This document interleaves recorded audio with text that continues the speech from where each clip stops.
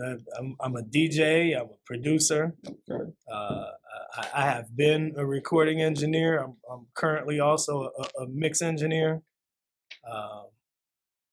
Father. One of the top engineers, DJs, and producers for the city of Chicago. Co-label owner with my bro Terry Hunter. Okay. I've been very active in the hip hop scene of Chicago and abroad many years, R&B and house music as well. So I'm just a music lover. Yeah. I'm a student. Man, that's a variety. If I run through it quickly, as far as a producer, I really came into the game in the underground hip hop scene in the late 90s with my own group. Okay. We were from Elgin predominantly. I grew up in Elgin. Mm-hmm. Okay. And we started coming out to the city in the 90s in the underground scene, like Jesse De La Pena, Blue Groove Lounge at Double Door, and like Elbow Room and B-Side Cafe, and like, you know what I'm saying, the lyricist shit. Yeah. And we had a group called Rec Center. And so we made a lot of noise in the city under that. That led me to working with Juice, who I don't know, if the audience Juice, on the people say backpacker, but I'll say lyrical, real hip hop scene internationally. Juice is a legend. Monster. Tell them, don't pop it. We here to pop it, Emac. Tell them what Juice did. Get a story. Yeah, I mean, most famously, he beat Eminem in the Scribble Jam in I think '97, right before Eminem got on. And so like Eminem has talked about Juice in his interviews a lot. Like there's this one dude named Juice that like I couldn't get past him. You know what I'm saying? He on freestyle shit, I always say he's like struck by lightning. Like off the dome, like there's nobody like him. And if you've seen him, you wouldn't dare guess that this dude done battled Eminem and won, but it's on YouTube. It's actually out there. So we did an album together in 2004 called All Bets Off that I produced more than half of it and mixed the whole thing. I think the whole thing, and I was a show DJ at the time too. In that time, I started doing more R&B. I did some joints on Public Announcement. And their album that came out around that same time. They were known for their hit single was that Yippee-I-Yo. Yippee-I-Yo. That was in the late 90s, yeah. Right. And then one of the most famous Chicago record people would know is Ben One, Never Leave My Girl. Ben One featuring Shauna, Never Leave My Girl. For you. So me and Ben produced that together. Okay. And that ended up being like, this was unheard of, that it was #1 on the countdown on GCI and Power 92 at the same time as an independent record in Chicago. Ben One, Never Leave My Girl featuring Shauna was #1, and like the T-Pain and Lil Wayne record was #2. Yep. This was right before like Jeremiah came on the scene. And we got a single deal with Universal Republic off of that. And so that's Ben still performs that record all around and people know it. You want to hear a funny story? I did a show at the Regal Theater on 79th and Stony, right? And I was backstage and I went up to Ben One and I thought he was Jeremiah. Right. I was like, that's crazy. I like us. Like we remember doing them high school shows back then, you know what I'm saying, moving around and seeing Jeremiah first come on the scene. Like, you know what I'm saying? Like he was looking up to what Ben was doing. For sure. Like, he came with that birthday sex shit. Whoa. That shit went to the moon. But the crazy part is a lot of people thought that was Ben One. That's funny. I never knew that. I promise you. And that's crazy. He told me, he was like, man, everybody, he's like, it ain't no problem. Everybody think. He's like, but, man's is Never Leave My Girl, not birthday sex. I was like, oh, okay. Well, so to kind of like, because I know we don't have that much time for me to get all deep in the weeds, but like as a mix engineer, I've done a lot of stuff for Twista and Do Or Die. Like Twista and Do Or Die did a group project. Man, what was that? 2012, maybe, called Withdrawal. Do Or Die and Twista. Yeah. And I mixed that whole thing for them. And I mixed a bunch of records for Twista separately too. Bunch of stuff for Shauna. I did a lot of LEP mixtapes. Mixed that for E and them. Bump J, Dinner Time. I mixed that, put that together. Like Sean Mack came to my crib. I had a studio in South Commons. Shout out Matt. We had Sean come over, do the voiceovers at my crib with Johnny was the one that facilitated. Johnny, shout out Johnny. Shine Music Group. You know, I know he's not doing that actively anymore, but that's such a part of history for us. It is. But, you know, Johnny was how I got in tune with bumping them. This is before Sly. Right. Sly was away on vacation. Yeah, one of his famous vacations. He was away on vacation. And, but I put together dinner time for them.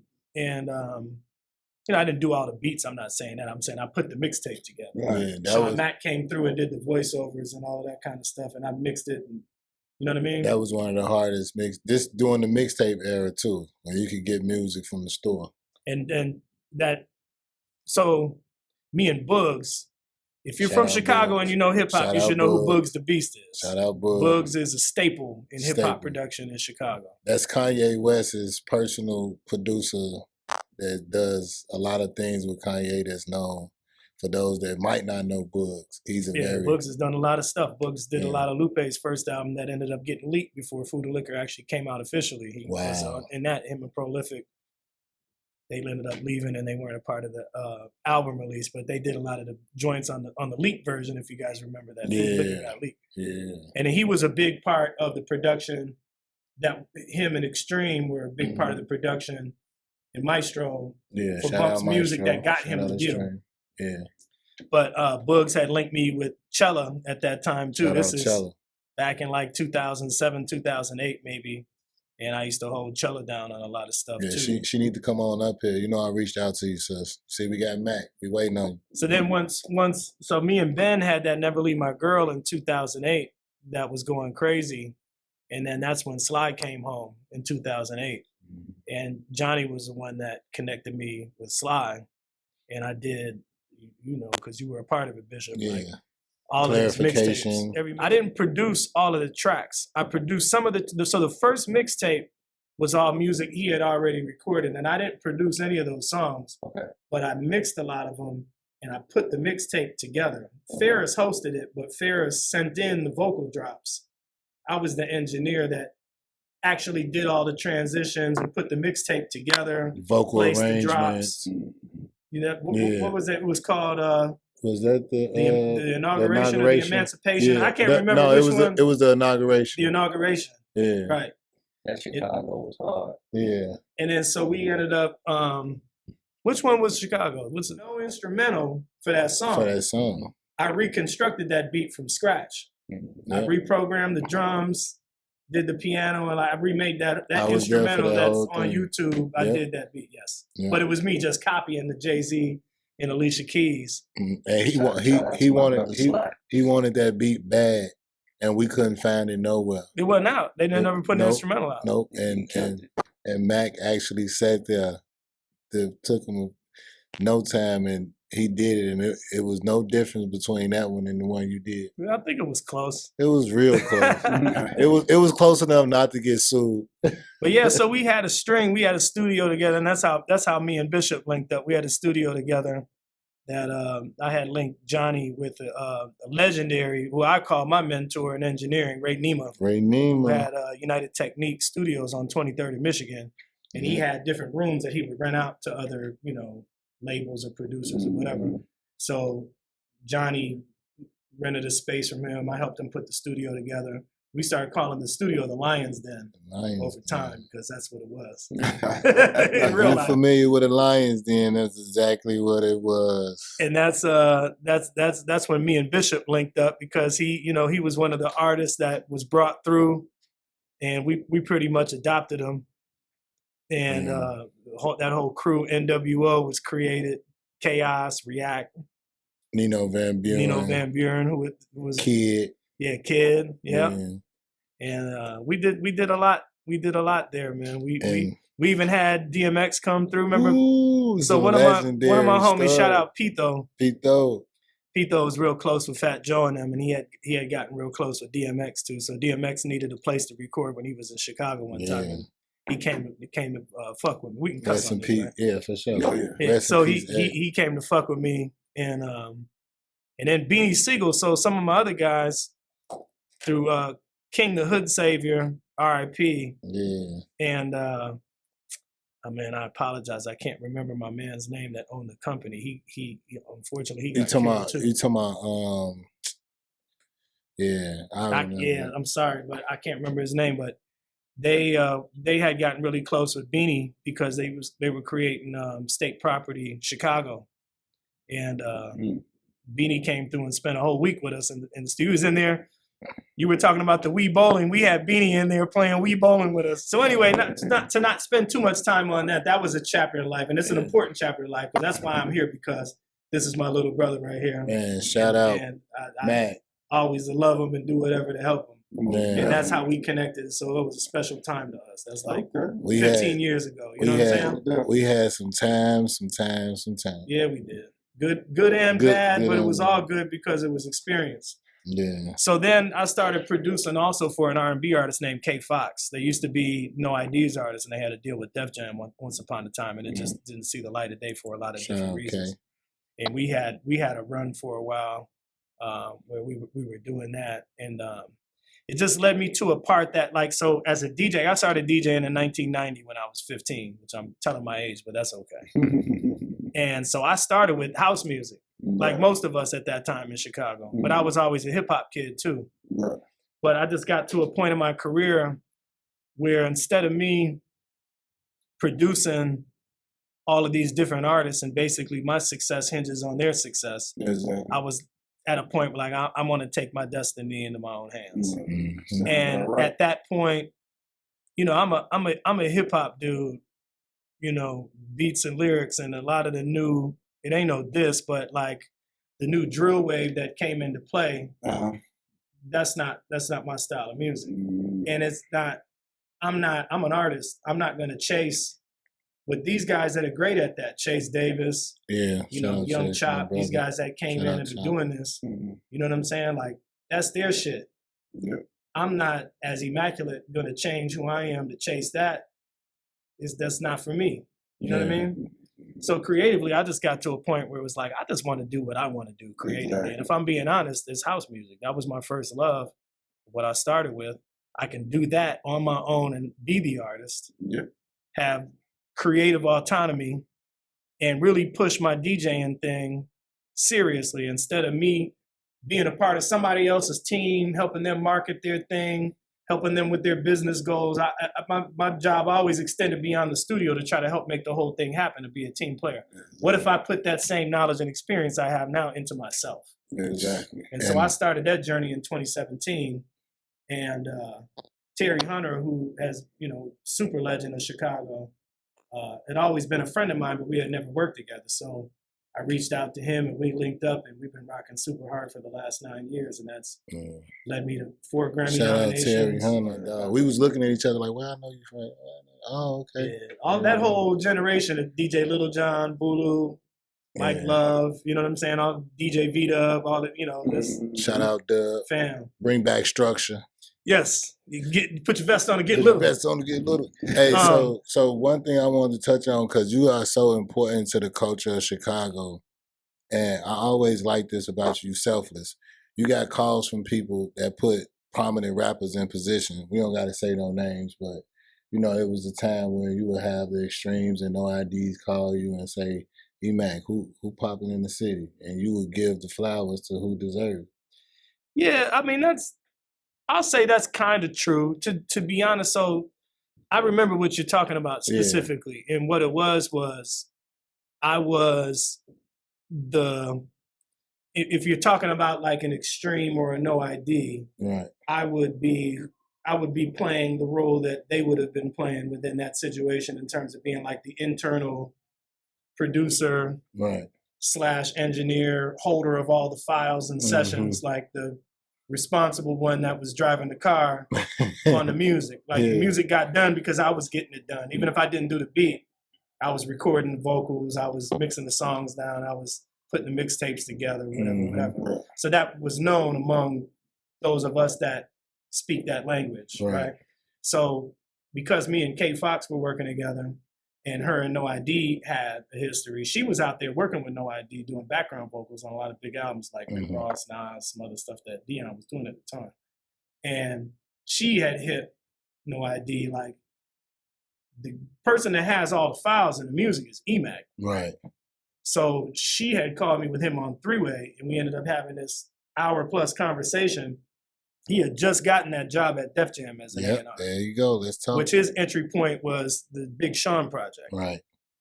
But he wanted to find the next thing in Chicago. And so we had this whole discussion about who did he have his eyes on and what did he want to do. He wanted to bring the street element, like, you know, Twista, of course. Common is a different breed. Lupe is a different breed. But there still hadn't been, like, that street king of Chicago. It was going to be Bunk, but we all know for a lot of reasons that just didn't manifest. Yeah. But there hadn't been the 50 Cent, Rick Ross, Snoop, 8-Ball MJG, you know, Cash Money, whatever. There hadn't been that proper street representative from our generation to really get on in Chicago other than Twista, right? Yeah. But a lot of people might put him in because of the style of rap.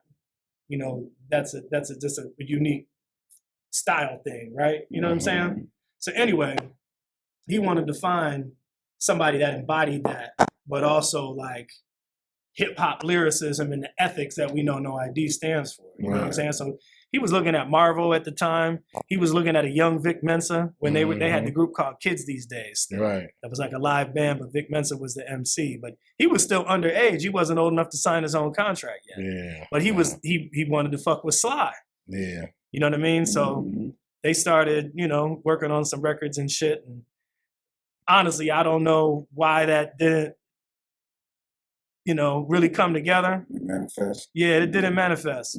But that's what Bishop is referring to at that time. And Extreme was involved in that too, because Extreme was communicating with No ID and like. Yeah, you know, but we got a lot of. Extreme knew because we're close. Like he knew what it was that I was doing. Yeah. In that. You know what I mean? But you never was a gatekeeper. Nah, because I'm a team player and I want to see the team win. If the team wins, I win. Like a lot of people that they look at it like from a selfish standpoint, you end up messing shit up because you're thinking too much about your shit. If we get on as a unit and everybody plays their position, the whole team wins. Well, I would have to speak to that in house music terms because those opportunities have been in the various international house communities, right? House music in Chicago is old because it started here. You know, people can argue the New York shit all they want to, but there's parallel timelines. But house music is a Chicago thing. Yeah. So there's the culture here. There's a lot of younger generations that are into house music now, but they're segregated from the older crowds. You know what I mean? And because Chicago ethnically is a very segregated city, a lot of the Chicago house music events tend to be over 50, over 55, and predominantly Black. Now, there's a lot of Latinos that fuck with house music. There's a lot of Asians, white people, everybody that fucks with house music. But like, especially these younger generations are segregated, and Chicago ethnically has always been segregated. It's one of the most segregated cities in the United States. So when you go to some of these other places like London, it's different. They don't have the dogma that the United States has. But, I mean, racism has been everywhere, but like the context is different in some of these other countries, in some of these cities. I've been able to DJ in Paris. Like, it's just more diverse. They celebrate soulful music more, where for some reason, we all have our theories why. A lot of soulful and substantive music is like pushed to the side in the United States, and the destructive shit is put in the front. Yeah. You know what I mean? A lot of people believe that's systematic, strategic. But there's just different, I would say that the underground, real, soulful, and deep house music that we love where we come from is more celebrated in some of these cities like Paris and London or Amsterdam or shit. I was in Edinburgh, Scotland. You know what I'm saying? They love soulful music. The first time I ever DJ'd in the UK was at a festival called Southport Weekender. And I came back and I was like, the white motherfuckers are different over there. You know what I mean? Right. There's plenty of people like me in America that are white that love soulful music genuinely, but the percentage is smaller. Small, right. They don't have the same stigma over there. You know what I'm saying? Like they fuck with that shit. You go over there like, damn, I like it here. Yeah. Did you ever want to? Did you stay a little longer than you were supposed to? No, I didn't. I didn't, but I would. I would consider moving there. Wow. Especially with what's going on in this country right now. I think it's because it's less exposed. I would probably argue that it's more exposed. Like maybe not on a commercial, like mainstream radio level, although some places do play more soulful music on the radio and that sort of thing. I honestly don't know the answer to that question. You know what I'm saying? Like, I just think the culture here is weird in some way. I agree with that wholeheartedly. To where, like, even if you go back, right, to when they call it the British invasion, when the Beatles came to America in the 60s, and they worship these black blues artists. That's where they got their whole swag from. Mick Jagger, you look at him prancing around on stage, where do you get that from, right? Yeah. And they worship these blues artists and shit, and they came over here, and they were like, what do you mean he can't play at the same venue as us? Exactly. What do you mean this guy that's a king to us has to go through the back door? They didn't understand it because they didn't have that there. Yeah. So the context of the racism, like, it's racism everywhere. I'm not saying it wasn't racism in the UK, because of course it was, but the particular aspect of history of slavery and all that, I wouldn't get too crazy on this shit. Right. But that shit plays into it, what you're saying. But you think about it like this: when we had predominant, like the legends that were here, when their career was dying down, they went where? Overseas. The first place they went was the UK. Especially soulful music. If you look at like a lot of even lyrical hip hop artists have done better overseas touring. Neo soul artists, more soulful R&B artists that, you know what I mean? Probably end up doing better overseas. Yeah. And it's the same with more soulful house music. It's bigger overseas than it is here. Mainstream doesn't embrace it here. It's had its time at different times. Like in the early 90s, you had artists like Madonna doing Vogue and shit like that, like doing their best imitation of it. Yeah. You know what I mean? But that kind of came and went. So let's get into the 4 Grammy nominations, because I feel like that's an achievement that a lot of people don't get to see in their lifetime. What was it like being nominated for 4 Grammys? So the crazy thing is, you probably know who I'm getting ready to talk about. I don't know if you would, because you're a little younger than us. But there's a group called 10 City from Chicago that they were the first vocal group in house music in the late 80s that got a major record deal with Atlantic. It was doing like soulful vocal house music. They had a song called Devotion. That's the way love is. I think Boo would know more. So 10 City they were the biggest they were the first and biggest vocal group from Chicago that had a major deal, #1 records on the Billboard dance chart, all of this shit. Without getting too deep in the weeds, I've always been connected to the lead singer and writer, Byron Stingley. Okay. He's the familiar voice of 10 City, Byron, you know. And so we linked up at a point later in life, started collaborating on some stuff. And it ended up that they hadn't put an album out as 10 City. Byron had a successful solo career where he had gold records as a solo artist in house. And then in 2020, he hit me. I had already sent him a demo or something that we wanted to cut on another artist and have him write the record. And he hit me back like, man, can I use this record for this new 10 City album? Because we're going to do this new 10 City album with Ultra Records, which is a big dance music label. And I was like, can you? Of course. That'd be a fucking honor. There hasn't been a 10 City album for 25 years. Yeah. So anyway, that album got done. I produced the lead single, which was that song with my partner Shannon Chambers. And I produced another song on there. And I mixed half of it. And one day, Maurice Joshua, who is a Grammy-winning house music producer from Chicago, he did the Crazy in Love remix. He got a Grammy for Beyonce. He called me one morning and was like, congratulations, you got nominated for a Grammy. I was like, get the fuck out of here. He said, yeah, the 10 City album got nominated for Best Dance Electronic Album. I'm like, wow. So that was my first one. as a producer and engineer, but I took it as my certificate says producer because I just thought that was more special. Right. So the other 3 have been as a mix engineer for Terry Hunter. He's had a run these last few years where the first one was Beyonce, Break My Soul. He did a remix of Break My Soul, and that got nominated for Best Remix. Okay. The very next year, he had a remix for Mariah Carey called Working Hard, and I'm the mix engineer on that one. Man. So it was 3 years in a row, 2021, 2022, and 2023. I got nominated for Grammys. Like, damn. So 2024, nothing happened. But then 2025, Terry again, he had mixed a song for remixed a song for Yolanda Adams. Okay. And that was something that he hooked up through J. Ivy. J. Ivy did a verse on there. Shout out J. Ivy.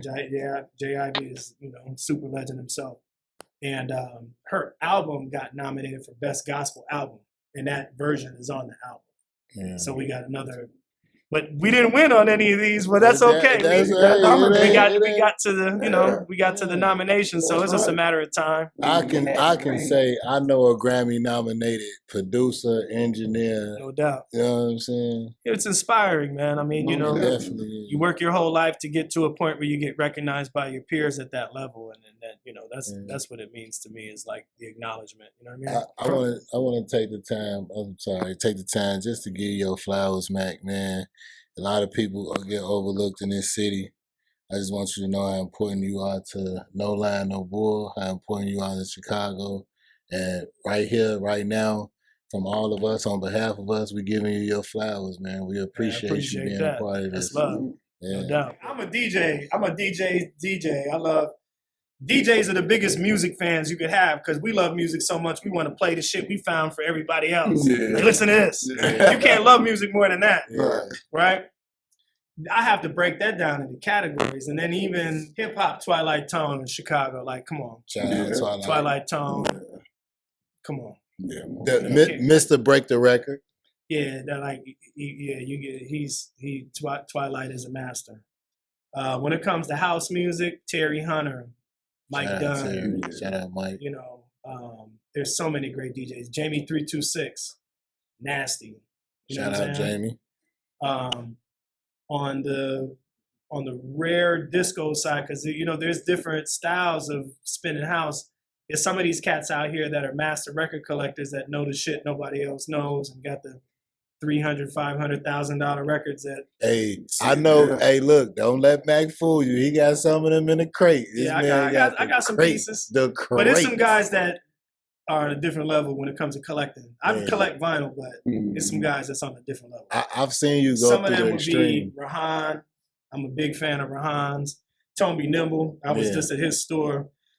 He's thorough in the hip hop world too. There was a group called All Natural back in the days. That's a staple in underground hip hop in Chicago. I've seen you get excited about a record though. Oh hell yeah! One that it was hard to find that you got. You're a real DJ. Yeah, that's what I learned. I mean, I don't come from CDJs and controllers and all that in Serato. I come from records, carrying crates into the party. Aaron Jones is another one. Great DJ. Man, there's so many from Chicago. Like, that's an unfair question, but off the top of my head, those are Mustafa Rocks. Even though he technically is from New York, but he's a transplant. Shout out Mustafa. Mustafa's amazing. V-Dub. Man, there's so many. If it's anybody you could work with in the world, producer, artist, they could be a saxophone player. If it's anybody in the world that you could work with, dead or alive, who would it be? I'm just going to go with alive, Stevie Wonder. Stevie Wonder? Stevie Wonder. Why Stevie? His musical brain is just different. Like his chord progressions and choices, melodic choices, like he's a musical genius on another level. Like, I'm a huge Stevie Wonder fan. If I could bring him back, Roy Ayers. I think he is. Like, a lot of people, did y'all hear on Drink Champs when Dion was on there? Dion Cole, he was telling them stories about him and shit. Did you hear the one with Dre and Snoop? Dre and Snoop when they was on Drink Champs when Dre told. But Dre was like, "Hey, he called me. Like, what does time mean to him?" Yeah, that was ignorant. That was funny as hell. It was, man. Well, that's what's up, man. We appreciate you, man, coming through, sitting down with us. And like I said, I know you personally. You're a great father, a great friend to have. And when it comes to business, I look up to you a lot. And I appreciate you taking the time to come sit down with No Line, No Bull. Of course, with me, Boo and Spud. And anything else comes up in the future, please feel free to come through and sit down with us and give us some more insight on who DJ Emmaculate is. No doubt. Well, I'm probably, I like the way you said that. I'm probably on Instagram the most. So it's at DJ Emmaculate, EMMACULATE. I probably have the most commonly misspelled nickname. It's too complicated. They probably think Immaculate Conception. It's like the word immaculate, but E, because my name is Eric. So DJ Emmaculate, but that shit gets butchered so much. I can imagine. Yeah. I'm trying to get with TikTok, man. I'm trying to not be an old dinosaur and so I have a TikTok. It's under the same at DJ Emmaculate. Okay. I'm on Facebook, but that's for old people. Yeah. Yeah, but Instagram is where it's at for me. Yes. You was cutting up during the pandemic. I seen you. Oh, streaming? Yeah. Yeah, we all learned how to do. None of us knew how to do that shit before on Twitch. Why you stop? I'm being stubborn. Like, nah, I do have to start it back. You know, it was different in the pandemic because it was like, man, we were trapped. So it was as therapeutic for us as it was the listeners. Like, our therapy is playing the music, getting our row off. You know what I'm saying? And our therapy was listening to the. But once it opened back up, like it didn't have the same luster. Yeah. You know what I mean? People was back free. That part. So hey, I got to start it back, but yeah, I'm DJ Emmaculate on Twitch too. Yeah, definitely. I mean, you know, if you're a lover of house music, I have an EP that I'm working on right now. I dropped the first single of it already. It's called Like Minds Volume 1, and the whole concept is like each track on there is a collaboration with another producer. Okay. So that's the whole Like Minds thing. So I did one with Terry Hunter. I did one with DJ Spen, who is kind of one of the main guys from Baltimore on the international house music scene. Another one with my boy Koflo, who's one of the dopest up-and-coming dudes from the Bay Area. And another partner of mine, Shannon Chambers, that I did the 10 City. For those that missed it, is it on all platforms? It will be. The first single is with Terry Hunter. It's called Go Deep. It's some disco sample, spaced out shit with a bunch of orgasm moans on it. It's some freaky, weird shit that is inappropriate as fuck. But we did another version called the PG-13 mix. So if it's inappropriate to play at your party because your grandmother's there, there's a version without the moans. Exactly. But that's out right now. And the next one, ironically, is a gospel sample. Yeah, so that's something I got going on right now. I got the label with Terry Hunter called Mirrorball Recordings. We're constantly putting out music. We got a record coming out this week with Lady Alma. Well, I don't know when this is going to air, but Lady Alma is a powerhouse vocalist from Philly and is produced by Marley Marl, which a lot of people don't know. Marley's first love is house music. For the young people, Marley Marl is super legendary hip-hop producer. Like, he invented how you chop samples and all that. But like, he's a house head too, just like them New York dudes are just like us. They like house and hip-hop and shit. Hip-hop and house all comes from the same music. So it all comes from disco and soul and funk from the 70s. Marley Marl was the one with the Sugar Hill Gang, man? What's that? The Sugar Hill Gang? No, he's not that far. Marley Marl was LL Cool J, Roxanne, Biz Markie, The Symphony, Juice Crew. Oh, The Symphony was, You seen the Roxanne movie? Yeah. So do you remember her going up to the dude's apartment to cut that record? That's Marley Marl. Okay. Shout out Marley Marl. Most of your favorite LL Cool J records from the late 80s into the early 90s was Marley. See, you just taught me something. I'm glad I walked away with some knowledge. Let's go. I'll keep y'all here all night talking about music history. Nah, man, we appreciate you coming through. We're gonna go and wrap it up, man. We appreciate you coming out. Anytime. I appreciate you guys inviting me. I need some more wine. Yes, sir. Peace.